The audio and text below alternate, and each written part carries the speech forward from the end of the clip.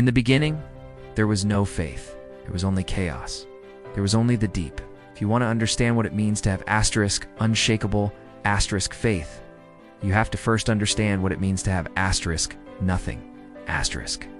Not poverty, not struggle, nothing. Formless, void, empty. The men and women of Genesis didn't just face hardship. They faced a universe that was silent. They were nomads walking through deserts with no Google Maps, no insurance policies, number 401ks. They didn't have a Bible to hold. They became the pages. Tonight, we are going to walk with them, not as saints, not as statues, but as men and women who had every reason to quit and didn't. Let's start with Abraham. His original name was Abram, which meant exalted father, but he had no children. He was 75 years old, and his name was a cosmic joke. Here's the thing about Genesis. God rarely spoke. When he did, he didn't give PowerPoint presentations. He gave riddles. He told Abram, go. Leave your country, your people, your father's household. Go to the land I will show you. Stop there. I will show you. Not, I have shown you. Not, here is the deed to the property. Abram didn't know where he was going. He woke up one morning, told his wife, packed the tent, and started walking east. For 25 years, he lived in a land that was promised to him, but that he did not own. He was a millionaire in a country where he couldn't buy a burial plot. Why didn't he break? Because Abram learned the secret of the nomadic heart. Certainty is not the absence of confusion. Certainty is the presence of purpose. He didn't know the root, but he knew the voice. But let's be honest. It's easy for a man to have faith when he eyes the one who has to carry the baby. Sarah. She was beautiful. She was wealthy. She was loyal. And for 90 years, she was empty. Every month she bled. Every month, that blood was a telegram from her body saying, you are defective. God lied. She stopped believing. That is the part we sanitize. By the time the angels came to the tent to tell her she would have a son, Sarah wasn't praying. She wasn't fasting. She was old, and she was done. She laughed, not a happy laugh. Bitter, dry, sanded throat laugh. The laugh of a woman who had waited so long that hope had become a phantom limit was in there, but it still hurt. And yet, God heard the laugh, and he named the baby Isaac. He laughs. God didn't punish her doubt. He named her legacy after it. Unshakable faith is not faith that never doubts. It is faith that doubts, laughs at the absurdity of it all, and then holds the baby anyway. We skip Isaac. We always skip Isaac. Abraham is the hero. Jacob is the schemer. Joseph is the dreamer. But Isaac is the son who is almost a barbecue. When you read Genesis carefully, you notice that Isaac never really leaves Mount Moriah. He is the only patriarch who never leaves the land. He's the only patriarch who doesn't have a dramatic conversion. He is quiet. He digs wells. He loves his wife. He grieves his mother. Isaac's faith wasn't built on spectacular miracles. It was built on the steady, unglamorous grind of staying put. Sometimes unshakable faith isn't about climbing the mountain. It's about surviving the mountain. Isaac carried the wood for his own sacrifice.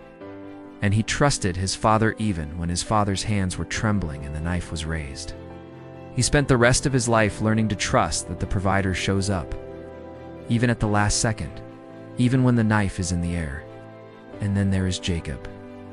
If Sarah doubted, Jacob cheated. He was a liar. He was a thief. He stole his brother's birthright for a bowl of soup, then stole the blessing by wearing goat skins to impersonate his hairy brother. Jacob deserved to be the villain. But here's where Genesis becomes dangerous, because Jacob isn't punished. His chosen asterisk. Fleeing from his brother, alone in the wilderness, with nothing but a rock for a pillow, Jacob has a dream. A ladder, angels, and a voice repeating the promise made to his grandfather. When he wakes up, he doesn't say, "I'm unworthy," he says. Surely the Lord is in this place, and I was not aware of it. That is the line. That is the thesis of Genesis. I was not aware of it. You are standing on holy ground right now. You're breathing air that God filtered. You're walking on a planet that didn't have to exist. You are not aware of it. Jacob spent 20 years working for an uncle who cheated him. He came back to face his brother, terrified. And on the night before the reunion, alone at the river Jabbok, a man showed up. They wrestled all night. Jacob dislocated his hip, but he held on. Asterisk, I will not let you go unless you bless me. Asterisk, that is not the prayer of a saint. That is the grip of a drowning man. Jacob didn't care about theology. He didn't care about doctrine. He needed to know that the God of his fathers was asterisk, his asterisk God. And God said, asterisk, your name is no longer Jacob. You are Israel. You have struggled with God and with men and have overcome. Asterisk, unshakable faith is not polite. It is a fistfight with heaven. And sometimes the only way to receive the blessing is to refuse to let go of the one who is breaking you. Joseph was 17 years old. He was his father's favorite. He had dreams of greatness, sheaves bowing, stars bowing, the sun and moon bowing. And then his brothers threw him into a pit. He sold him for 20 pieces of silver, became a slave in Egypt. If you are 17 years old and God gives you a dream of greatness, you assume the greatness comes tomorrow. You don't assume it comes after 13 years of prison. Joseph didn't just face adversity. He faced the asterisk contradiction asterisk. The dream and the reality were opposites. Every day in Potiphar's house, every day in the dungeon, was a theological crisis. Why give a man a map and then blind him? But here's what Joseph understood. Asterisk, asterisk. The pit is not the opposite of the promise. The pit is the delivery mechanism. Asterisk, asterisk. He didn't waste prison. He learned administration. He learned Egyptian bureaucracy. He learned to interpret the silence. And when he stood before Pharaoh, he didn't say, I am psychic. He said, asterisk, I cannot do it, but God will. Asterisk, 13 years of silence, and he still gave God the credit. When he finally saw his brothers, the men who had sold him like livestock, he had the power to destroy them. Had the legal authority, the Egyptian army, the cultural justification. And he said, asterisk, you intended to harm me, but God intended it for good. Asterisk, that is the summit of Genesis. It is not Abraham on Mount Moriah.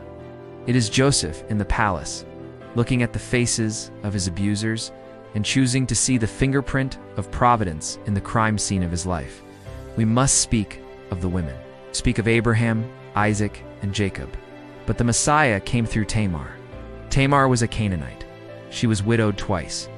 She was denied her levirate rights by a cowardly man named Onan, and then by a lying father-in-law named Judah. So Tamar did what no respectable woman would do. She dressed as a prostitute, seduced her father-in-law, and conceived twins. It is scandalous. It is sexually charged. It is asterisk, messy asterisk. And yet, when Judah discovers that his daughter-in-law is pregnant and playing the harlot, he orders her burned. She produces his seal, his cord, his staff, and says, asterisk, I am pregnant by the man who owns these. Asterisk, Judah looks at the evidence, and he says, asterisk, she is more righteous than I. Asterisk, Tamar understood something that the religious men of her time did not. She understood that God's promise cannot be stopped by human protocol. If the men won't do their duty, God will use a prostitute on a roadside. Unshakable faith is not always pretty. Sometimes it is desperate. Sometimes it looks like a woman risking death by fire to force a reluctant patriarch to fulfill his oath. The book of Genesis ends with a coffin. Joseph dies. He is embalmed, placed in a box in Egypt. 400 years of silence follow. No prophets, no dreams, no angels, just a people in slavery, waiting for a God who had promised them a land they had never seen. Why did they wait? Because Abraham had walked into the unknown, as Sarah had laughed and then nursed her son, as Isaac had trusted the knife and the ram. Because Jacob had wrestled all night and limped away blessed. Because Joseph had forgiven the unforgivable. They were not perfect. They were liars, cowards, cheaters, and doubters. But they were asterisk, stubborn asterisk. They held on to a promise that was made to dust. And God looked at that dust and said, asterisk, I will make your descendants as numerous as the stars. Asterisk, you are walking through your own Genesis right now. You are in the wilderness. You are in the pit. You are on the wrestling mat. The voice is often silent. The map is unclear. The baby hasn't come yet. But the promise was not made to the worthy. It was made to the willing. So hold on. Do not let go. The sun is rising over Jabbok.